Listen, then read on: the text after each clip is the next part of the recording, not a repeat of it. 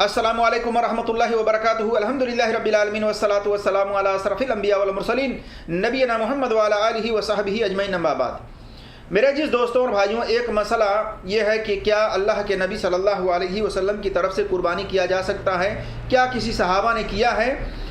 تو اس بارے میں کچھ لوگ فتویٰ دیتے ہیں اور کچھ لوگ درست قرار دیتے ہیں، اور دلیل کیا دیتے ہیں؟ صحیح مسلم کی حدیث نمبر 1967 کہتے ہیں کہ عائشہ رضی اللہ تعالیٰ عنہ بیان کرتی ہیں کہ اللہ کے رسول صلی اللہ علیہ وسلم نے ایک مینڈھے منگوانے کا حکم دیا، دو سینگ والا، اور اس مینڈھے کو جب لایا گیا تو آپ صلی اللہ علیہ وسلم نے ذبح کرتے وقت یہ پڑھا، بسم اللہ اللہم تقبل من محمد و آل محمد و من امتی محمد۔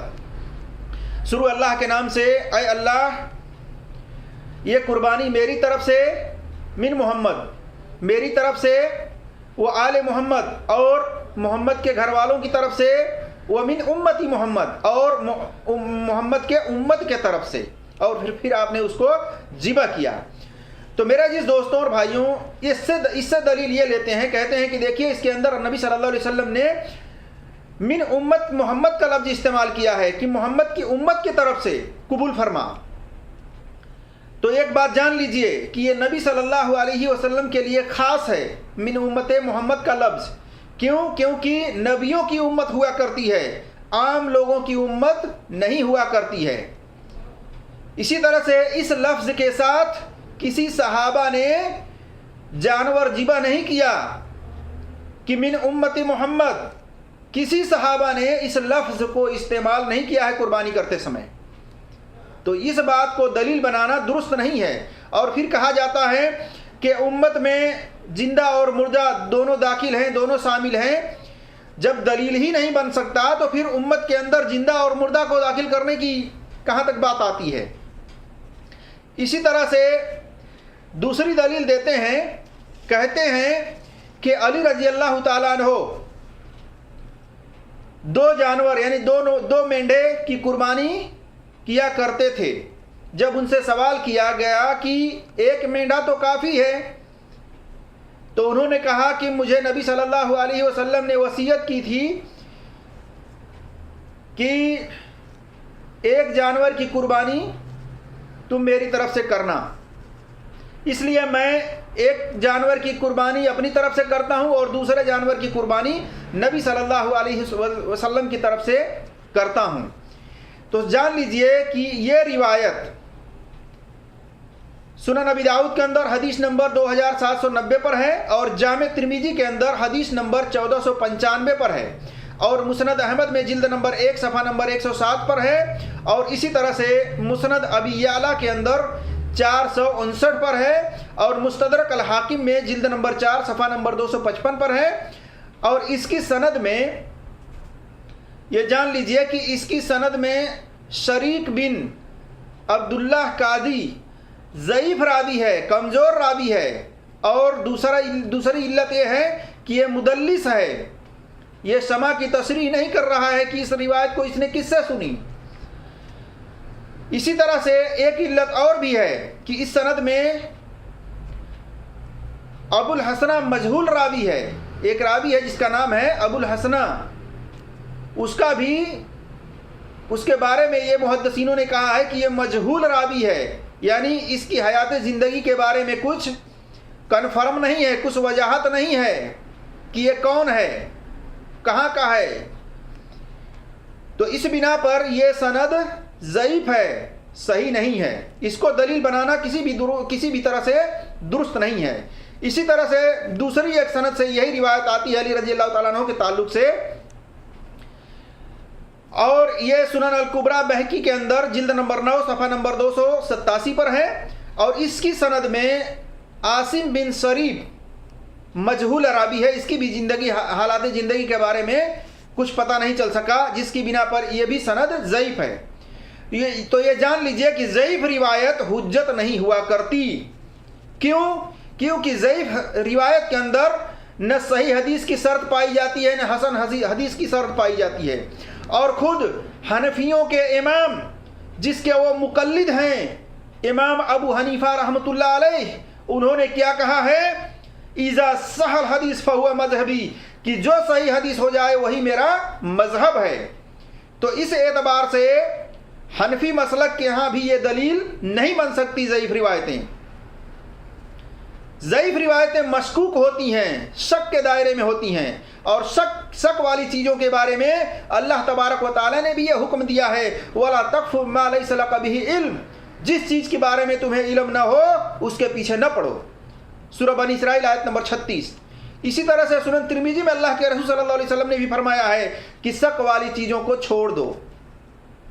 تو یہ مشکوک حدیث ہے، ضعیف روایت، اس کے پیچھے پڑھنے کا حکم نہیں دیا گیا ہے، اور ضعیف روایت حجت نہیں ہوا کرتی محدثینوں کے نزدیک اصول حدیث میں۔ تو میرے جس دوستوں اور بھائیوں، یہ دلیل بنانا کہ اللہ کے نبی صلی اللہ علیہ وسلم کی طرف سے قربانی کیا جا سکتا ہے، بالکل نہیں۔ کسی صحابہ نے اس حدیث کو دلیل بنا کر قربانی نہیں کی، اور جو لوگ اس کو دلیل بنا کر کے کرتے ہیں وہ کریں، لیکن اس حدیث کی روح سے نبی صلی اللہ علیہ وسلم کی طرف سے قربانی کرنا یا کسی میت کی طرف سے قربانی کرنا یہ نہ صحابہ سے ثابت ہے اور نہ ان کے بعد کسی تبع تابعین سے ثابت ہے۔ اللہ تبارک و تعالیٰ سے دعا ہے کہ اللہ تبارک و تعالیٰ ہم تمام مسلمانوں کو قرآن اور صحیح حدیث پر عمل کرنے کی توفیق عطا فرمائے، آمین یا رب العالمین۔ السلام علیکم ورحمۃ اللہ وبرکاتہ۔ اس مناسبت سے قربانی کے چند مسائل آپ کے سامنے رکھنے ہیں۔ ناظرین کرام، قربانی کا ایک اہم مسئلہ تو یہ ہے کہ میت کی طرف سے قربانی کرنا کیسا ہے۔ علماء کے درمیان اختلاف پایا جاتا ہے کہ میت کی طرف سے قربانی کی 3 صورتیں بنتی ہے۔ مرنے والا اگر وصیت کر کے مرا ہے تو ضروری ہے کہ ہر سال اس کی طرف سے قربانی کی جائے، اس میں علماء کے درمیان کوئی اختلاف نہیں ہے۔ اسی طرح اگر زندہ آدمی اپنی قربانی میں مردے کو بھی شامل کر لے تو کوئی حرج کی بات نہیں ہے، لیکن اختلاف ہے علماء کے درمیان کہ اگر ایک الگ سے حصہ مردوں کے لیے قربانی کیا جائے تو اس میں اختلاف پایا جاتا ہے۔ اس میں 2 طریقے کے اقوال پائے جاتے ہیں، علماء کی 2 رائے ہے۔ چند لوگوں کا کہنا ہے کہ میت کی طرف سے الگ سے قربانی جائز ہے۔ ان کی دلیل یہ ہے، صحیح مسلم کتاب الاضاحی کتاب نمبر 35 حدیث نمبر 1967، بسم اللہ اللہم تقبل من محمد و آل محمد و من امت محمد، کہ نبی صلی اللہ علیہ وسلم نے جب قربانی کی، جانور کو جب ذبح کیا تو آپ نے یہ دعا پڑھی، بسم اللہ، اللہ کے نام سے، اللہ اکبر جو بڑا ہے، اے اللہ تو مجھ سے قبول کر۔ پھر آگے کہا وہ آل محمد، اور محمد کے خاندان سے قبول کر، ومن امت محمد، اور محمد کی امت کی طرف سے قبول کر۔ جو لوگ قربانی کرتے ہیں ان کا کہنا یہ ہے کہ نبی صلی اللہ علیہ وسلم نے امت کی طرف سے قربانی کی ہے اور امت میں مردے بھی داخل ہیں۔ جن کا کہنا یہ ہے کہ قربانی مردے کی طرف سے جائز نہیں ہے، ان کا کہنا یہ ہے کہ ایک اور حدیث ہے جو سنن ابی داؤد کی ہے، اس میں وضاحت کے ساتھ موجود ہے۔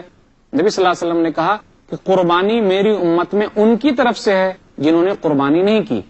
سنن ابی داؤد کتاب الضحایا کتاب نمبر 16 حدیث نمبر 2810، بسم اللہ اللہ اکبر ھذا انی وامن لم یضحی من امتی، اللہ کے نام سے جو سب سے بڑا ہے، یہ میری طرف سے ہے اور میری امت میں ان کی طرف سے ہے جن لوگوں نے قربانی نہیں کی۔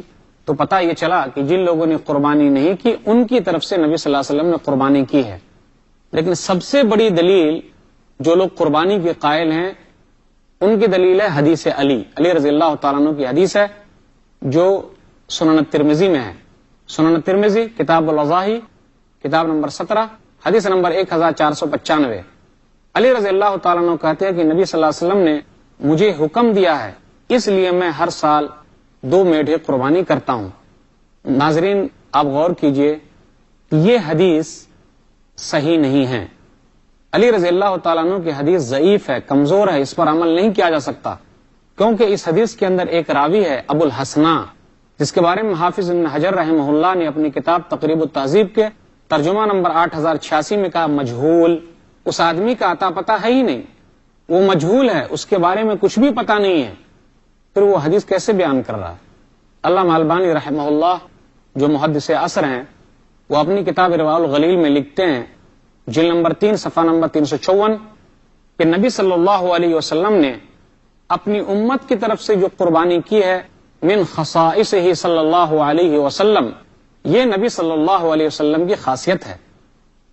وہ کہتے ہیں ایک عبادت ہے اور وہ عبادت کوئی دوسرا آدمی نہیں کر سکتا۔ اسی طرح روزہ رکھنا کوئی دوسرا آدمی نہیں رکھ سکتا۔ چند وہ چیزیں بیان کی گئی جو خصوصیت کے ساتھ ہیں، آدمی اس کا روزہ رکھ سکتا ہے جن کے روزے چھوٹ گئے ہیں یا پھر جن کا انتقال ہو گیا ہے، جیسے حج کے بارے میں بھی ہے کہ ان کی طرف سے اگر ان کا ارادہ تھا تو آدمی حج کر سکتا ہے۔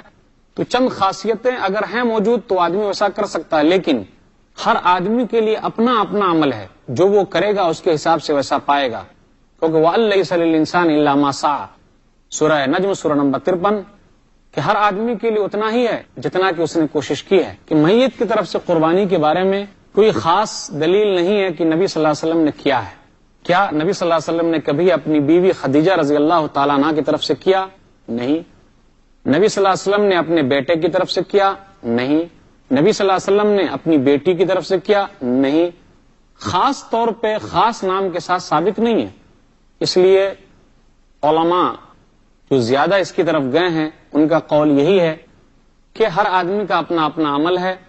یہ صورت جائز نہیں ہے کہ ایک خاص حصہ لے کر میت کی طرف سے قربانی کیا جائے۔ البتہ دو صورتیں جائز ہے کہ میت اگر وصیت کر کے مرا ہے تو اس کے وصیت کے نفاذ میں ہر سال قربانی کرنی چاہیے، یا زندہ آدمی اپنی قربانی میں اس کو شامل کر لے تو وہ بھی جائز ہے۔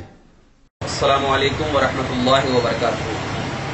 آج حیدرآباد میں ایک ویڈیو بہت پاپولر ہو رہی ہے جس کا نام فیض سید ہے۔ وہ یہ کہتا ہے، جو وہابی جماعت سے تعلق رکھتا ہے، غیر مقلد ہے، وہ یہ کہتا ہے کہ اہل سنت کے جو افراد ہوتے ہیں وہ نبی پاک صلی اللہ علیہ وسلم کے نام پر قربانی دیتے ہیں اور یہ دینا جائز نہیں ہے ان کے نزدیک۔ لیکن ایک بات ذہن میں رکھیے کہ حدیث پاک کے روح سے، حدیث پاک کے تعلق جو حدیث پاک میں بتایا گیا ہے اس کے روح سے حضور اکرم صلی اللہ علیہ وسلم کے نام پہ قربانی دینا جائز ہے، جیسا کہ ابن ماجہ شریف کی حدیث پاک ہے، بحقی میں یہ روایت موجود ہے، مسلم شریف میں یہ روایت موجود ہے کتاب الاضاحی میں، کہ حضرت علی رضی اللہ تعالی عنہ دو مینڈا ایک اپنے نام سے اور ایک حضور صلی اللہ علیہ وسلم کے نام سے دیا کرتے تھے۔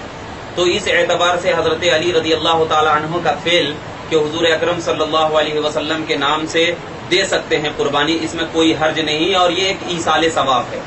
مگر ایک مسئلہ ذہن میں رکھنا چاہیے کہ اگر میت نے وصیت کیا ہو کہ میرے نام سے کیا ہے قربانی دو، تو اب اس کے نام سے قربانی دے کر کے پورے گوشت کو صدقہ کر دینا واجب ہے، ایک گوشت بھی کھانا جائز نہیں ہے۔ لیکن اگر وصیت نہیں کیا ہے میت نے تو ان کے نام سے جو قربانی دی جا رہی ہے تو وہ کیا ہے قربانی ادا ہو جائے گی، لیکن قربانی کیا ہے وہ ایصال ثواب کے لیے دیا جاتا ہے، وہ قربانی کا اصل نہیں ہوتا۔ قربانی کا ثواب اس کو ملے گا لیکن اس کا ایصال ثواب اس کو ملے گا۔ جس طریقے سے کہ اگر میت نے قرآن پڑھا، میت کے نام سے قرآن پڑھا تو اس کو ایصال ثواب پہنچانا ہوا کرتا ہے۔ کسی بزرگ کے نام سے دیا گیا تو اب وہ بزرگ کے نام سے دینا ہی ایصال ثواب ہوا کرتا ہے، یہ قربانی کی اصل نہیں ہوا کرتی ہے۔ اور جو کہتا ہے یہ کہ مطلب حضور صلی اللہ علیہ وسلم کے نام سے قربانی نہیں دی جا سکتی، تو ان کے پاس یہ کہ کوئی دلیل نہیں ہے کہ قربانی کیوں نہیں دی جا سکتی۔ کوئی بھی ایک ایسی کتاب بتا دیجئے جو حدیث اور قرآن میں کہیں بھی یہ ذکر لکھا ہوا ہو کہ نبی پاک صلی اللہ علیہ وسلم کے نام سے قربانی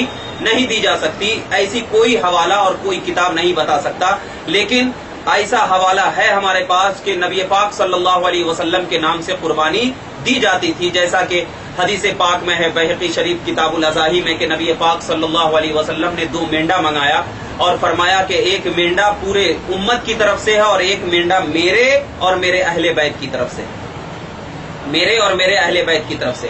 تو اب ذرا اس حدیث میں غور کیجئے کہ نبی پاک صلی اللہ علیہ وسلم نے ایک مینڈا پوری امت کی طرف سے، یہاں یعنی اس مینڈے کو جو میں قربان کر رہا ہوں اس کا ثواب پوری امت کو ملے، ایسا نہیں اس کا مطلب کہ پوری قربانی پوری امت کی طرف سے ہو، کیونکہ اگر ایسا بولیں گے تو پھر یہ لازم آئے گا کہ امت میں اہل بیت نہیں ہے، اہل بیت بھی تو امت میں ہے، تو پھر اللہ کے نبی صلی اللہ علیہ وسلم نے دوسرے بکرے میں اپنے لیے اور اہل بیت کے لیے کیوں کیا؟ تو یہ نبی پاک صلی اللہ علیہ وسلم کا خاص عمل ہے، ان کو ان کی خصوصیت پر رہنے دینا چاہیے۔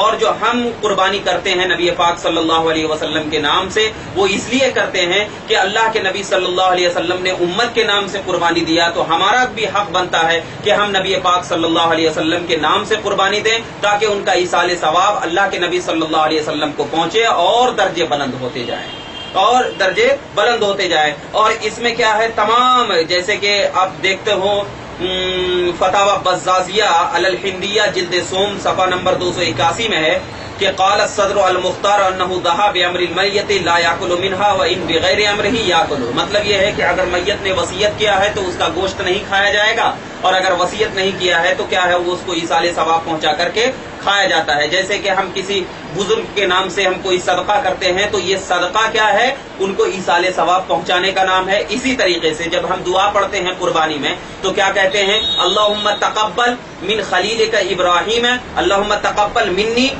کما تقبلت من خلیلک ابراہیم و حبیبک محمد صلی اللہ علیہ وسلم۔ مطلب اس کا یہ ہے کہ اللہ میری تو اس قربانی کو قبول فرما جیسا کہ تو نے اپنے حبیب حضرت خلیل اللہ اور اپنے حبیب محمد رسول اللہ صلی اللہ علیہ وسلم کی قربانی کو قبول کیا تھا۔ تو مطلب یہ ہے کہ حضرت خلیل اللہ کے نام سے قربانی دی گئی، نبی پاک صلی اللہ علیہ وسلم کے لیے دعائیں کی گئی، تو قبولیت کی دعائیں کی گئی ان کے وسیلے سے۔ تو جس طرح ثواب میں کیا ہے، ثواب پہنچایا جا سکتا ہے، اور اس کا ثبوت ہزاروں سینکڑوں قرآن و حدیث میں موجود ہے، تو اسی طریقے سے ہم جو حضور اکرم صلی اللہ علیہ وسلم کے نام سے قربانی دیتے ہیں تو ان کا ثواب پہنچایا جاتا ہے، نہ کہ گوشت پہنچایا جاتا ہے، نہ کہ خون پہنچایا جاتا ہے، نہ کہ کچھ بھی پہنچایا جاتا ہے۔ جیسے کہ ہمارے والد کا انتقال ہو گیا تو ہم ان کے نام سے قربانی دیتے ہیں، تو ان کو ثواب پہنچانے کے لیے دیا کرتے ہیں۔ جیسے کہ ہم قرآن پڑھتے ہیں تو ثواب پہنچانا غرض رہتا ہے۔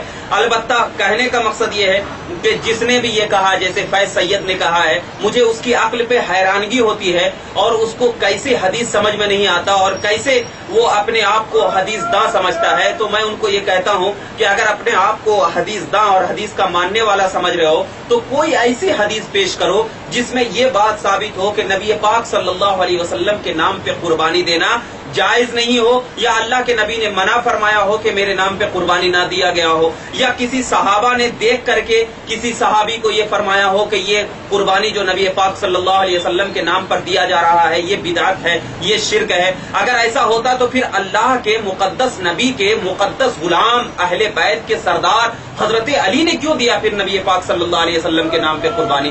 تو صحابہ کا